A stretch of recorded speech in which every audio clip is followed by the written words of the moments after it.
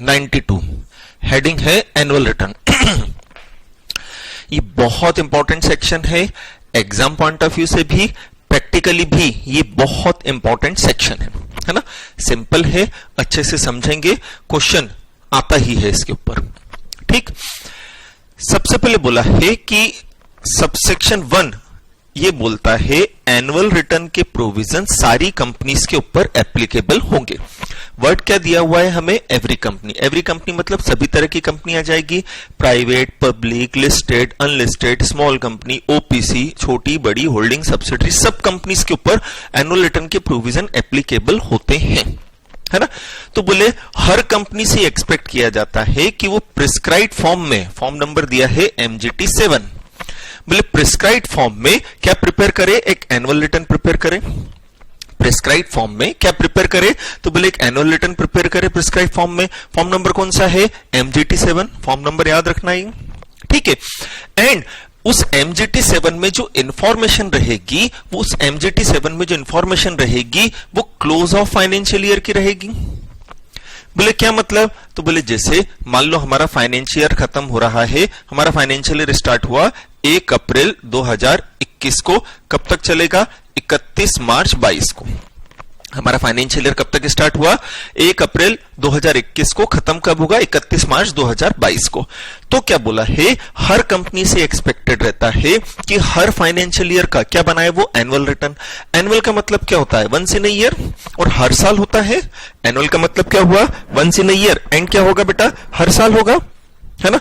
तो इसी तरह से एनुअल रिटर्न हमें हर साल बनाना पड़ता है, and annual return is prepared for a financial year, that is specific particular financial year के लिए। तो जैसे अभी फाइनेंशियल ईयर है 1 अप्रैल 21 से लेकर 31 मार्च 22 तक का फाइनेंशियल ईयर मान लो अभी चल रहा है, तो हमें इस फाइनेंशियल ईयर का क्या बनाना पड़ेगा? एक एनुअल रिटर्न। कौन से फॉर्म में? MGT 7 में। इस फाइनेंशियल ईयर में जो इस एनुअल रिटर्न में जो इंफॉर्मेशन रहेगी वो 31 मार्च 22 के अकॉर्डिंगली रहेगी। लिखा ना, close of financial year. Financial year कब क्लोज हो रहा है? 31 मार्च 22 को। तो इसमें जो इंफॉर्मेशन रहेगी वो एज ऑन 31 मार्च 2022 रहेगी। जैसे हमारी बैलेंस शीट के अंदर होती है ना कि बैलेंस शीट में ईयर एंड की इंफॉर्मेशन रहती है, उसी तरह से एनुअल रिटर्न के अंदर भी close of the financial year वाली इंफॉर्मेशन रहेगी, ठीक है। तो सबसेक्शन 1 में जो पहली चीज हमने पढ़ी वो ये है कि हर कंपनी को एनुअल रिटर्न बनाना जरूरी है, प्रिस्क्राइब्ड फॉर्म में बनाना है, that form number is MGT 7। उसमें जो इंफॉर्मेशन रहेगी वो क्लोज ऑफ फाइनेंशियल ईयर की इंफॉर्मेशन आपको प्रोवाइड करनी है, पहला पॉइंट, है ना।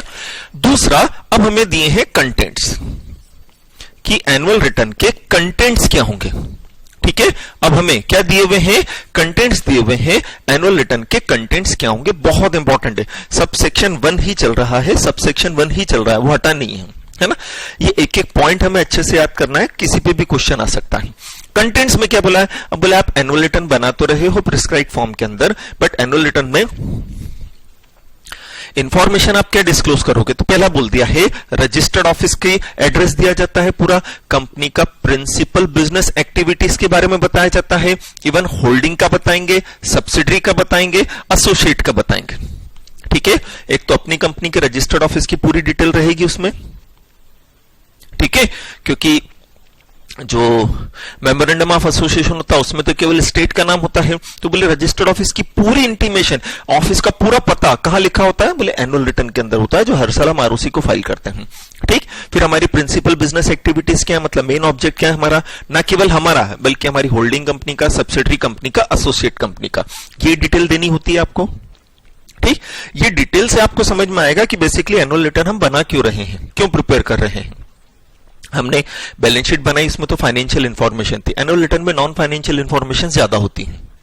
फिर दूसरा दिया है आप अपने शेयर्स, डिबेंचर्स, उनके बारे में बताओ, कंपनी के कितने शेयर्स हैं, किस कैटेगरी के हैं, इक्विटी है, प्रेफरेंस है, पेडअप कितने हैं, उसमें कॉल्ड अप कितना है, कॉल्स इन एरर कितना है, सब बताओ। सेम डिटेल आपको डिबेंचर्स के बारे में देनी है, एंड शेयर होल्डिंग पैटर्न बताना है। पैटर्न मतलब बेसिकली पॉइंट ये बताता है कि आप ये बताओ कि हमारी कंपनी के शेयर्स किन किन पर्सन के पास कैसे कैसे हैं, मतलब पब्लिक के पास कितने हैं, प्रमोटर के पास कितने हैं, डायरेक्टर्स के पास कितने हैं, फॉरेन इंस्टीट्यूशनल इन्वेस्टर्स के पास कितने हैं, गवर्नमेंट के पास है तो गवर्नमेंट के पास कितने हैं। तो अलग अलग पर्सन के पास हमारी कंपनी के जो शेयर्स हैं, अलग अलग पर्सन के पास हमारी कंपनी के जो शेयर्स हैं, उन शेयर्स की आप क्या दो, डिटेल दो। शेयर होल्डिंग पैटर्न का मतलब समझ में आया ना। शेयर होल्डिंग पैटर्न मतलब कि किन किन पर्सन्स के द्वारा, अलग अलग कैटेगरी के जो पर्सन्स होते हैं, तो किन किन पर्सन्स के द्वारा हमारे शेयर्स और कितने नंबर ऑफ शेयर्स हेल्ड करके रखें, इसके बारे में बताएं। फिर हम देते हैं मेंबर्स की लिस्ट, डिबेंचर होल्डर की लिस्ट। ये बहुत इंपॉर्टेंट चीज होती है। हमें मेंबर्स की, हमारे सारे मेंबर्स की लिस्ट देनी है, डिबेंचर होल्डर की लिस्ट देनी है, एंड सबसे इंपॉर्टेंट चीज कि प्रीवियस एनुअल रिटर्न से इस एनुअल रिटर्न की डेट के बीच में मेंबर्स और डिबेंचर होल्डर्स में जो चेंजेस आया है, वो चेंजेस आपको बताने पड़ते हैं। बेसिकली सिंपल वर्ड में बोले कि जो शेयर ट्रांसफर हुए ड्यूरिंग द ईयर, उनकी डिटेल, शेयर ट्रांसफर की डिटेल आपको केवल एनुअल रिटर्न में मिलेगी और कहीं नहीं मिलती है। जब कंपनी के पास शेयर ट्रांसफर के लिए आते हैं तो कंपनी आरओसी को इंटीमेट नहीं करती है। हमने मेंबरशिप वाले चैप्टर में पढ़ा है, ट्रांसफर ट्रांसमिशन वाले में, कि SH4 हमारे पास आता है, एंड SH4 में हम क्या करते हैं कि मेंबर ने अगर भेजा था तो हम हमारे रिकॉर्ड को अपडेट कर लेते हैं, बट उसे आरओसी के पास फाइल नहीं किया जाता है। तो अब साल भर में मेंबर्स में क्या क्या चेंज आए हैं, ये अगर मालूम करना है तो एकमात्र डॉक्यूमेंट है, कौन सा, एनुअल रिटर्न, जो आपको आपके मेंबर्स की अपडेटेड लिस्ट, आपकी कंपनी का शेयर होल्डर्स का पैटर्न कैसा है, वो बताएगा। बैलेंस शीट में तो ये रहता है कि हमारी कैपिटल 1 करोड़ है या what ever is the amount, but वो 1 करोड़ शेयर किन किन पर्सन्स के पास कब कब है, कौन सी डेट से है, साल भर में मेंबर्स में क्या क्या चेंज हुए, ये एक एक माइन्यूट डिटेल जो होती है वो कहां मिलती है, एनुअल रिटर्न में। तो एनुअल रिटर्न में देखा जाए तो बैलेंस शीट से ज्यादा इंफॉर्मेशन होती है।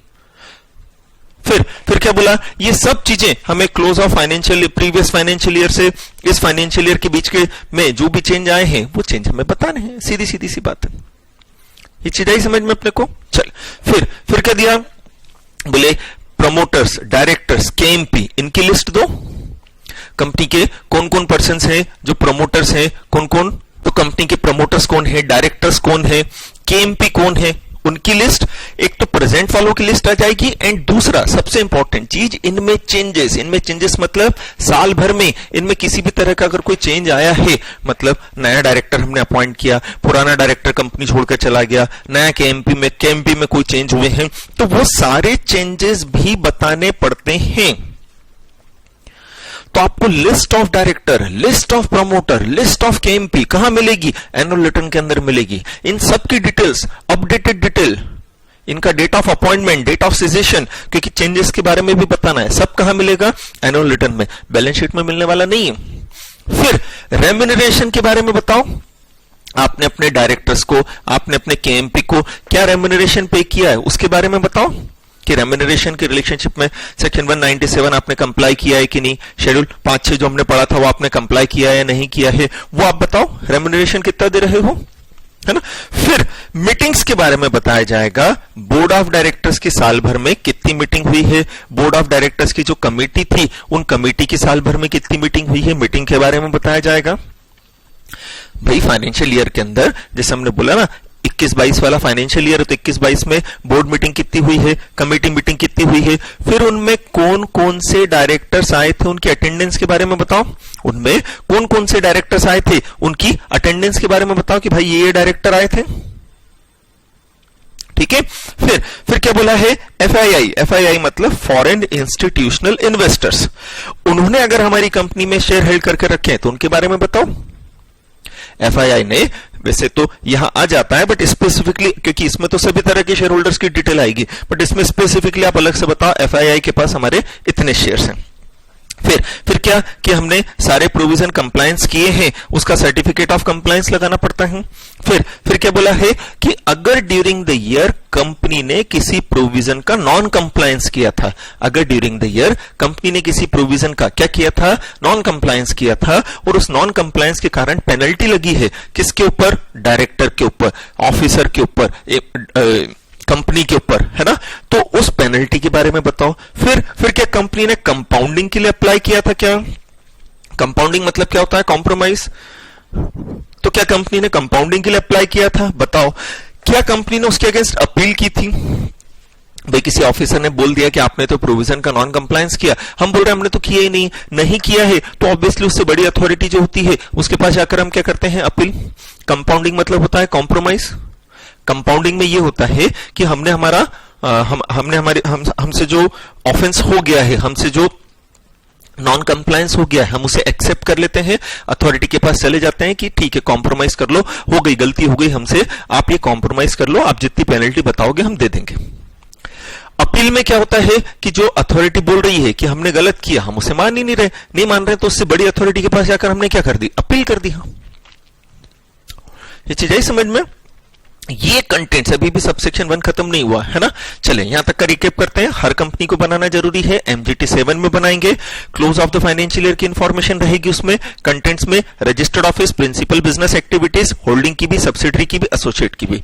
शेयर डिबेंचर इनकी डिटेल आ जाएगी, मेंबर्स की, डिबेंचर होल्डर की डिटेल चेंजेस के साथ, प्रमोटर डायरेक्टर के MP चेंजेस के साथ, फिर बोर्ड मीटिंग कितनी हुई है, कमेटी की मीटिंग कितनी हुई है, फॉरेन इंस्टीट्यूशनल इन्वेस्टर्स के पास share, certification of compliances, penalty जो कंपनी पर, डायरेक्टर पर या कंपनी के ऑफिसर्स के ऊपर लगाई गई है, वो पेनल्टी के बारे में बताया जाएगा। एंड अगर कंपाउंडिंग या अपील की गई है तो उसके बारे में बताएंगे। फर्दर हमें साइनिंग के प्रोविजंस भी बताता है जो बहुत इंपॉर्टेंट है।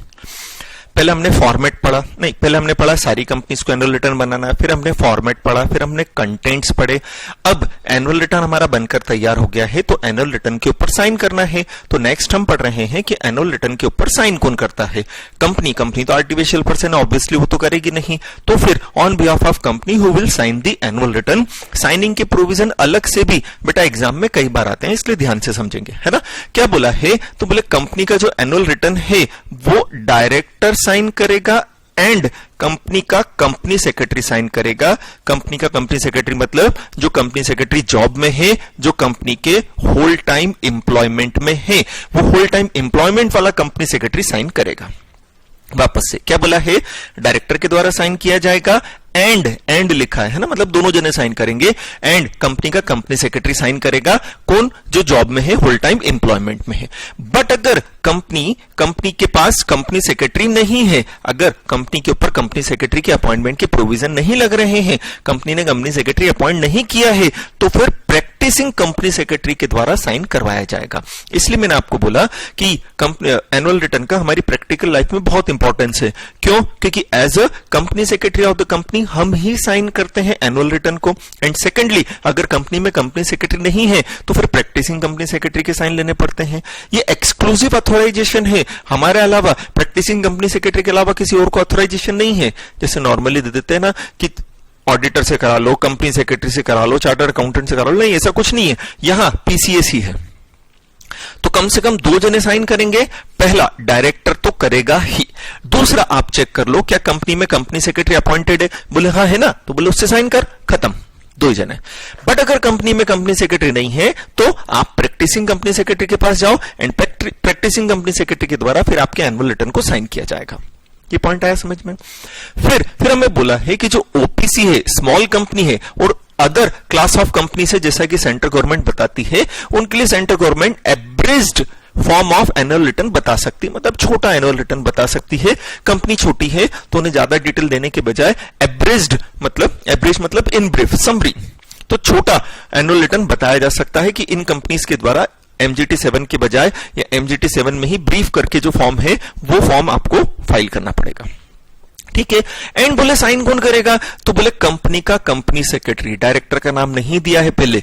OPC, स्मॉल कंपनी और other class of companies as में be prescribed by central government, उनके केस में साइन कौन करेगा, कंपनी का कंपनी सेक्रेटरी। कंपनी का कंपनी सेक्रेटरी मतलब कौन, जॉब वाला।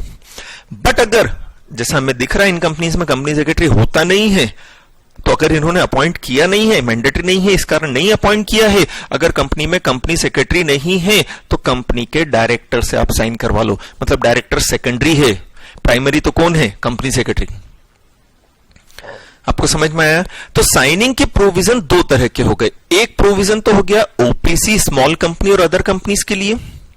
बोले अगर ओपीसी है, स्मॉल कंपनी है, दूसरी कंपनी है, तो कंपनी के एक तो उसने उनके लिए एवरेज फॉर्म होगा वो यूज करेंगे, एंड उनका कंपनी सेक्रेटरी अगर उन्होंने जॉब में अपॉइंट कर रखा है तो उससे साइन करवाना है। बट अगर कंपनी सेक्रेटरी नहीं है तो डायरेक्टर से। इट मींस इनके केस में अगर कंपनी सेक्रेटरी नहीं है तो पीसीएस से साइन करवाने की रिक्वायरमेंट नहीं है। इस केस में पीसीएस से साइन करवाने की रिक्वायरमेंट नहीं है। पीसीएस मतलब practising company secretary. But OPC, small company और प्रिस्क्राइब कंपनीज के अलावा कोई कंपनी है तो उसका डायरेक्टर साइन करेगा एंड कंपनी का कंपनी सेक्रेटरी। एंड कंपनी में कंपनी सेक्रेटरी नहीं है तो पीसीएस। तो साइनिंग के दो प्रोविजन समझ में आ गए अपने को। ओपीसी, एससी और अदर कंपनीज के लिए जो प्रिस्क्राइब की जाए वो ये है, एंड बाकी ओपीसी और एससी के अलावा, स्मॉल कंपनीज के अलावा, 1% कंपनीज के अलावा जो कंपनी है उनके केस में तो कंपनी सेक्रेटरी साइन करेगा ही, चाहे जॉब में है तो जॉब वाला और प्रैक्टिसिंग है तो प्रैक्टिसिंग वाला। ये समझ में आया अपने को। नेक्स्ट है subsection 2, certification of annual return से रिलेटेड। नेक्स्ट सबसेक्शन 2 जो है it is related with certification of annual return. What does it mean? ये बोल रहे हैं कि एनुअल रिटर्न के अंदर जो इंफॉर्मेशन है वो आपको सर्टिफाइड करवाना पड़ेगी। एनुअल रिटर्न के अंदर जो कंटेंट्स हैं उसके, वो कंटेंट्स आपने सही लिखे हैं, एक्यूरेट है, मिसलीडिंग नहीं है, एसेंशियल फैक्ट्स को हाइड नहीं किया गया है। इस पर्पज से हम चाहते हैं कि आप अपने एनुअल रिटर्न को सर्टिफाइड करवाओ एक इंडिपेंडेंट पर्सन से। ठीक है, सर्टिफिकेशन का मतलब समझ में आ गया ना कि here we are getting a certificate from a practising company secretary who will certified that कि भाई ये सारी चीजें जो भी एनुअल रिटर्न के अंदर लिखी है वो सब सही है, इनमें कुछ भी मिसलीडिंग इंफॉर्मेशन नहीं है। ठीक है, अब सर्टिफिकेशन के प्रोविजन हर कंपनी के ऊपर एप्लीकेबल नहीं होते हैं। सर्टिफिकेशन के प्रोविजन हर कंपनी पर एप्लीकेबल नहीं होते हैं। ये केवल कौन सी कंपनी पर एप्लीकेबल होते हैं? तो बोले एक तो लिस्टेड कंपनीज के ऊपर लगते हैं, दूसरा अगर कंपनी अनलिस्टेड है, अगर कंपनी कैसी है? अनलिस्टेड है, तो वो इन दो में से कोई एक कंडीशन पूरी करे। या तो कंपनी की पेड अप कैपिटल 10 करोड़ या उससे ज्यादा हो, या कंपनी का टर्नओवर 50 करोड़ या उससे ज्यादा हो, है ना बेटा। साइनिंग एंड सर्टिफिकेशन में कंफ्यूज नहीं होना है। साइनिंग कंपनी के बिहाफ पर हो रही है। साइनिंग में जो अथॉरिटी साइन कर रही है वो ये बता रही है कि ये डॉक्यूमेंट हमारी कंपनी का ही है, जबकि सर्टिफिकेशन में जो अथॉरिटी इसे सर्टिफाइड करेगी वो ये बता रही है मैं कंपनी का नहीं हूं, मैं कंपनी का एम्प्लॉय नहीं हूं, मैंने कंपनी के कंटेंट्स को चेक किया है, एनुअल रिटर्न के कंटेंट्स को कंपनी के रिकॉर्ड से चेक किया है, एंड जो भी लिखा है सब सही है।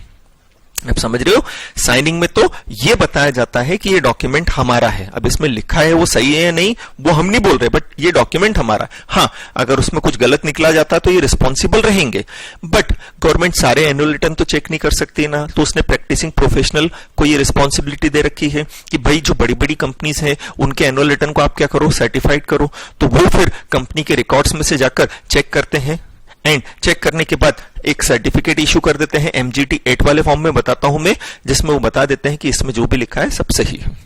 ठीक है, चले तो एक तो लिस्टेड कंपनी है ना, एंड दूसरा एक तो लिस्टेड कंपनी है, एंड दूसरा क्या बोला है? अगर कंपनी अनलिस्टेड है, अगर कंपनी कैसी है? अनलिस्टेड, तो दो में से एक कंडीशन कंप्लाई होना जरूरी है। या तो कंपनी की पेड अप कैपिटल 10 करोड़ या उससे ज्यादा हो, या कंपनी का टर्नओवर कितना हो, 50 करोड़ या उससे ज्यादा हो। ये दो में से एक कंडीशन अगर पूरी होती है तो ही सर्टिफिकेशन के प्रोविजन लगेंगे अनलिस्टेड कंपनी पर।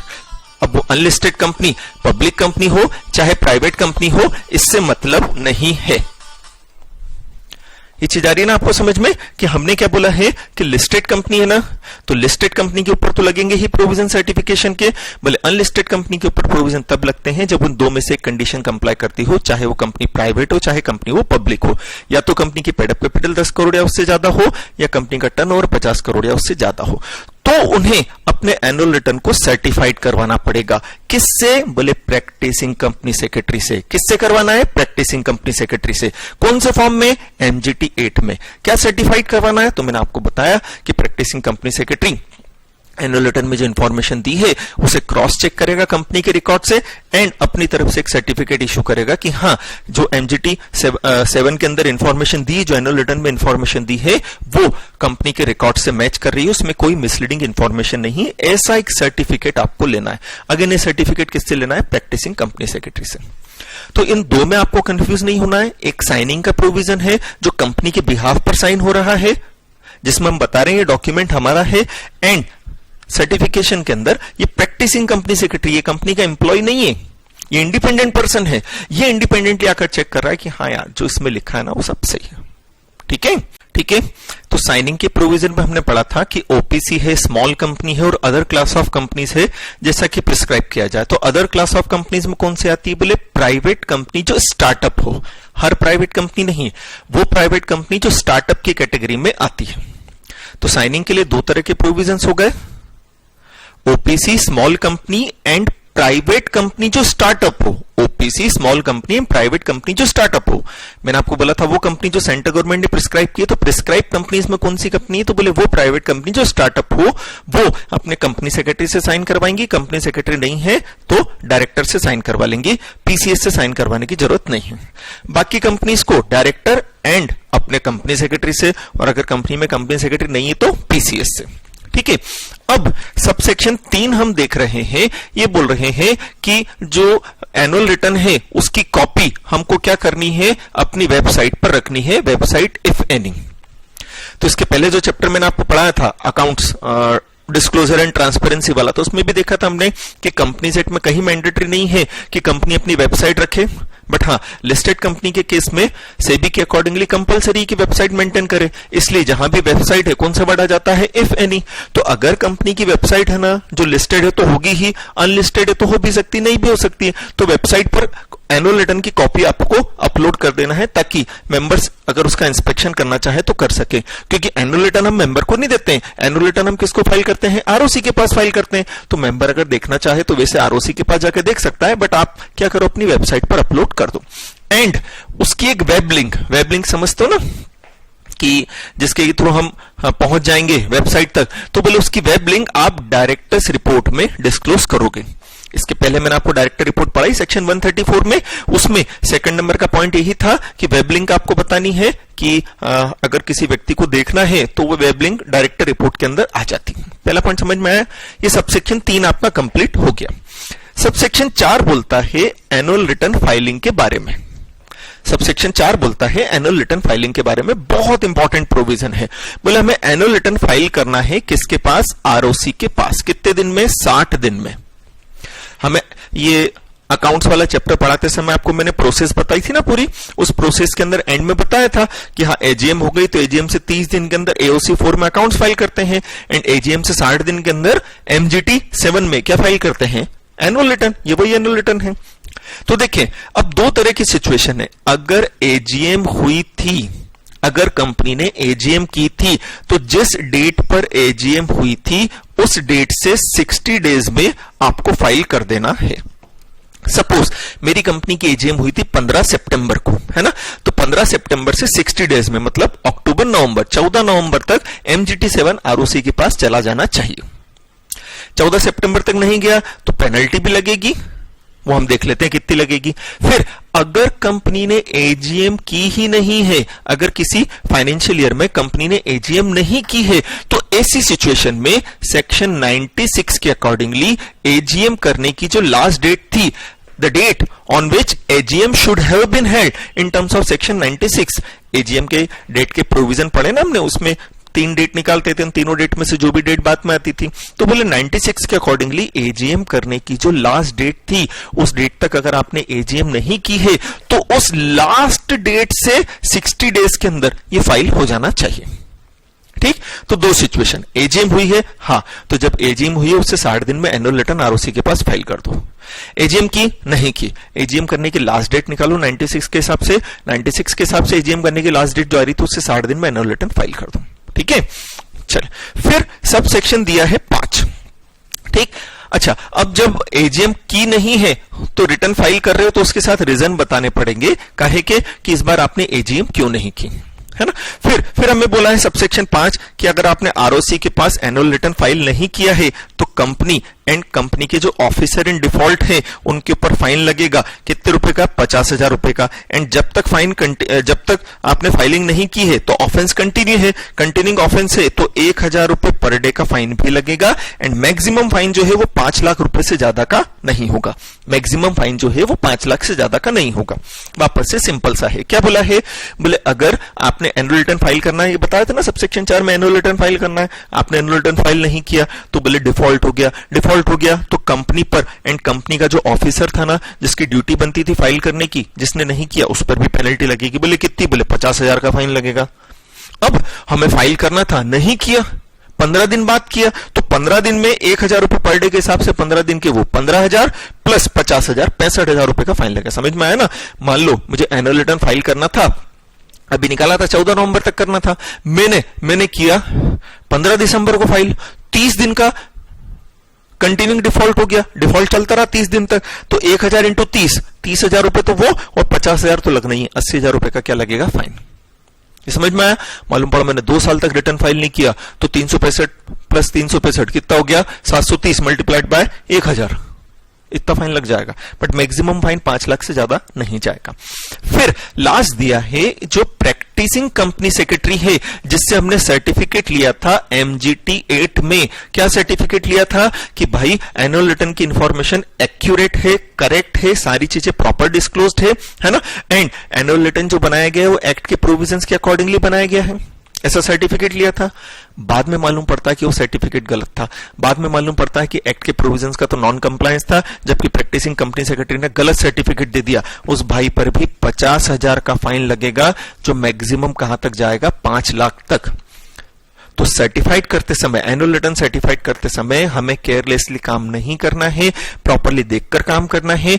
आपको पूरी चीजें चेक कर लेना चाहिए, एक्ट के प्रोविजन देख लेना चाहिए। अगर आपका सर्टिफिकेट बाद में गलत पाया गया देन विल बी फाइन 50,000 रुपए, जो कहां तक जाएगा, मैक्सिमम 5 लाख तक।